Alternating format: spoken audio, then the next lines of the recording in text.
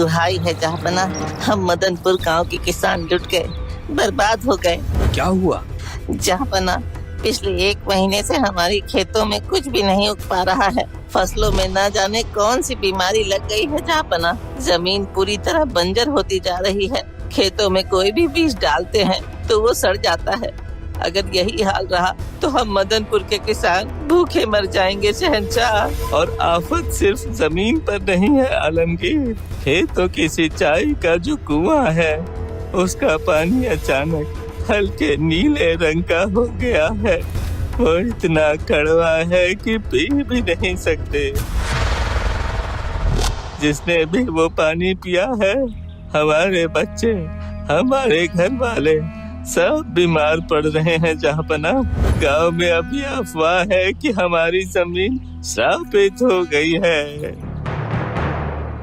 जहाँपना, अचानक जमीन का बंजर होना और पानी का नीला पड़ जाना, ये जरूर कोई भयानक श्राप या जादू टोना लगता है। पर मुद्दा ये है कि आखिर ये जमीन श्रापित हुई क्यों?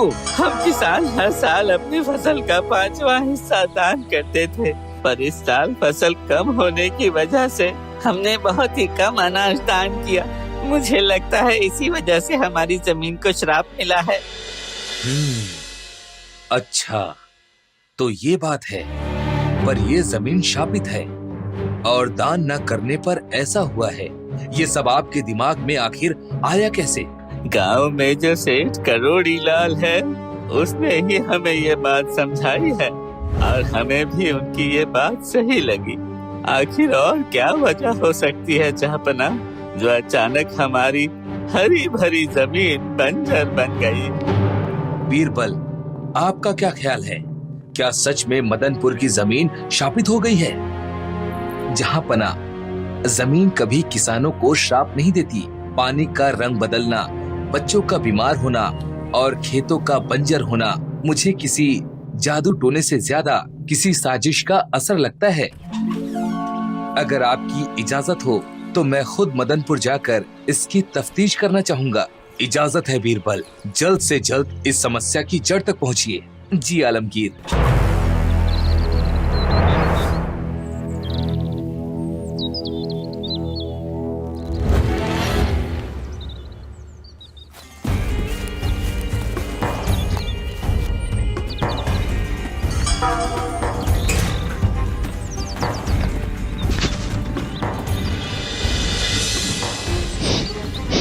जहर?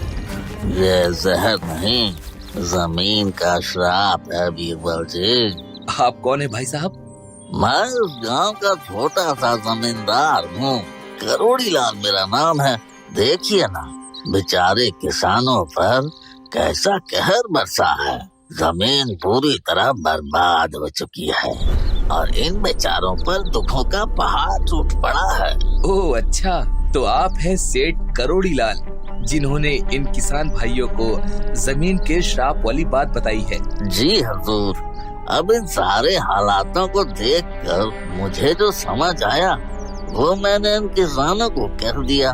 मैं इस मुसीबत के वक्त में इनके साथ खड़ा हूँ और इनकी हर तरीके से मदद करने को तैयार हूँ। मैं तो एक बात जानता हूँ, अपनों के काम तो अपने ही आते हैं बीरबल जी। आखिर मैं भी इसी गांव की मिट्टी का हूँ। इनकी हालत देखकर मेरे दिल को इन पर बड़ा तरस आ रहा है।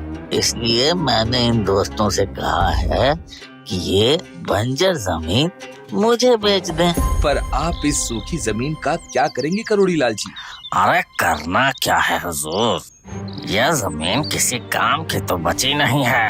इस जमीन को खरीद कर मेरा तो नुकसान ही है, पर ये मेरे अपने हैं। बस इसलिए मुझे इनकी भलाई करनी है और इसलिए मैं इन्हें इनकी जमीन के आधे दाम देने को तैयार हूँ, ताकि इनके बच्चे भूखे ना मरे।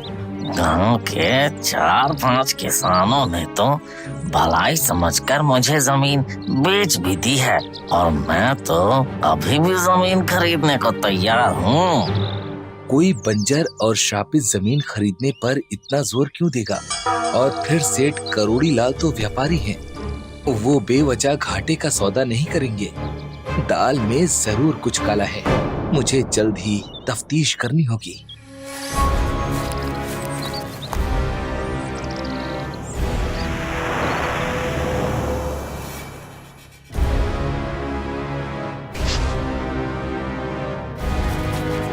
इतनी गौर से इस कुएं को क्या देख रहे हैं हुजूर? ज्यादा देर इस कुएं पर निगाहें टिकाएंगे तो इस कुएं का श्राप आपको भी लग सकता है। मैं नहीं चाहता कि कोई भी इस श्रापित कुएं से बीमार पड़े। ये सेठ कुछ ज्यादा ही शहद घोलकर बात कर रहा है। कुएं के पानी को बार बार दोहराकर मेरा ध्यान भटकाना चाहता है। मुझे लगता है इन्हें इनकी ही भाषा में समझाना होगा। आप बहुत नेक इंसान हैं करोड़ीलाल जी। मुझे ये जानकर बहुत खुशी हुई कि इस मुश्किल वक्त में आप इन किसानों की मदद करना चाहते हैं। मैं कल दरबार में आपसे मिलता हूँ। एक काम कीजिए, कल सुबह आप दरबार आ जाइए। जैसा आप ठीक समझे बीरबल जी। कहिए बीरबल, क्या देखा आपने मदनपुर में? जहाँ पना बहुत बड़ी खुशखबरी है।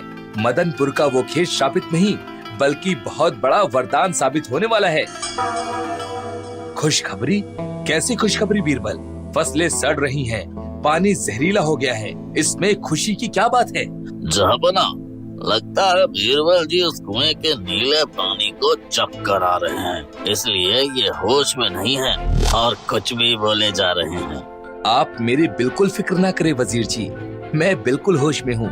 हाँ तो शहंशाह, मैं ये कह रहा था कि यही तो निशानी है।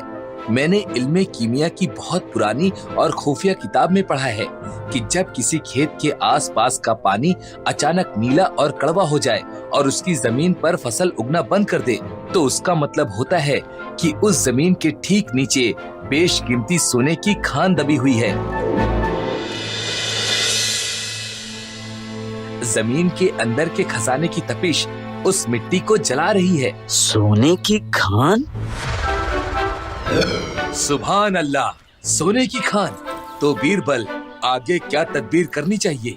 हुजूर, क्योंकि ये खजाना पूरी सल्तनत का है, इसलिए इस पर शहंशाह आपका हक है। अब खदान से जो सोना निकलेगा वो शाही खजाने में रखा जाएगा, जिसे बाहरी देशों में बेचकर जो मुनाफा होगा उससे हमारे राज्य की आवाम की और अच्छी तरह से देखरेख होगी।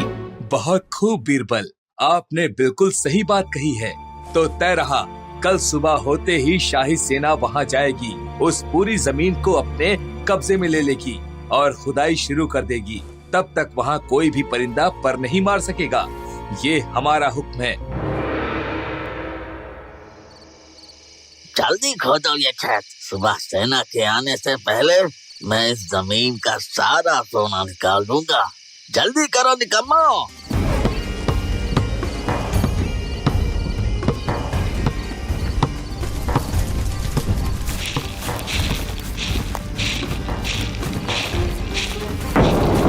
सेठ करोड़ीलाल, जहापना, मैं तो बस। आप तो बस अपनों के काम आना चाहते थे ना करोड़ीलाल जी, सोना निकाल कर। पर अफसोस, ना यहाँ कोई सोने की खान है और ना ही इस जमीन पर कोई श्राप। जहाँ पना, इसे नीला थोथा कहते हैं। ये एक ऐसा रसायन है जो पेड़ पौधों को जला देता है और पानी में मिला दिया जाए तो जहर बन जाता है। इससे हम जहरीली घास और पौधों को हटाते हैं। पर बीरबल, इस बात का क्या सबूत है कि ये जहर इस मक्कार सेठ ने ही कुएं में मिलाया था? सोने की खान का सुनकर तो कोई भी लालच में यहाँ कुदाल लेकर चला आता, क्योंकि जहाँ पना आपका बीरबल अपना जाल हवा में नहीं बुनता। जब दोपहर में मुझे कुएं के पास ये नीले कंकड़ मिले, तभी मैंने अपने गुप्तचरों को शहर के सारे रसायन बेचने वाले व्यापारियों के पास भेज दिया था। ये नीला थोथा है, फौरन शहर जाओ और वहाँ के सबसे बड़े रसायन बेचने वाले व्यापारियों से पता करो कि पिछले 1 महीने में बड़ी मात्रा में इसे किसने खरीदा है। मुझे उस खरीदार का पूरा बही खाता चाहिए। ये शहर के सबसे बड़े व्यापारी का बही खाता है आलमगीर।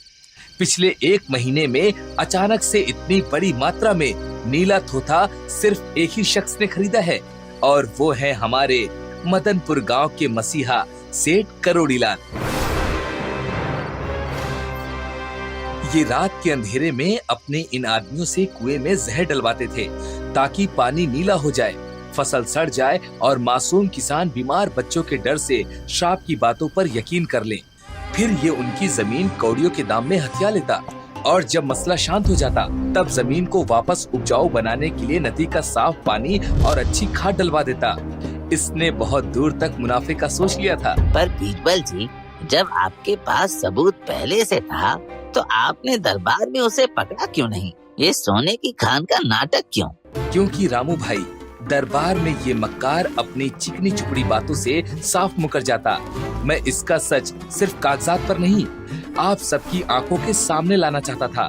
मैं देखना चाहता था कि जो इंसान आपकी बंजर जमीन खरीद कर आप पर एहसान करने का नाटक कर रहा था, वो असल में कितना बड़ा लालची है। सोने का नाम सुनते ही इसका असली चेहरा बाहर आ गया और ये खुद रंगे हाथों इस जमीन पर गद्दारी करते पकड़ा गया। बेगैरत इंसान, तुमने हमारी भोली आवाम का फायदा उठाया, उनके बच्चे को जहर पिलाया जमीन की भूख के लिए।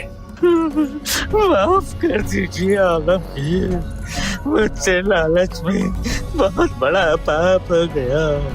रहम हुजूर। रहम? तुमने जो बोया है वही काटोगे। सिपाहियों, इस मक्कार की सारी जायदाद और अशरफियां जब्त कर लो। उस दौलत से इन किसानों के बच्चों का इलाज और नुकसान की भरपाई होगी और इसे जंजीरों में जकड़कर उम्र कैद के लिए अंधेरी काल कोठरी में डाल दो। जहांपना बीरबल जी, आपने हम गरीबों को उजड़ने से बचा लिया। हम आपके आजीवन आभारी रहेंगे। अरे आप लोग हमें शुक्रिया मत कहिए, शुक्रिया बीरबल का कीजिए, जिनकी पारखी नजरों से कोई जहर या लालच छुप नहीं सकता। ध्यान रखिए गांव वालों, जमीन कभी श्राप नहीं देती। जमीन तो हमारी माँ है। इंसान का लालची दिमाग ही इस दुनिया का सबसे भयंकर श्राप है। जहांपना की जय हो, बीरबल की जय हो। जहांपना की जय हो, बीरबल की जय हो। जहांपना की जय हो, बीरबल की जय हो।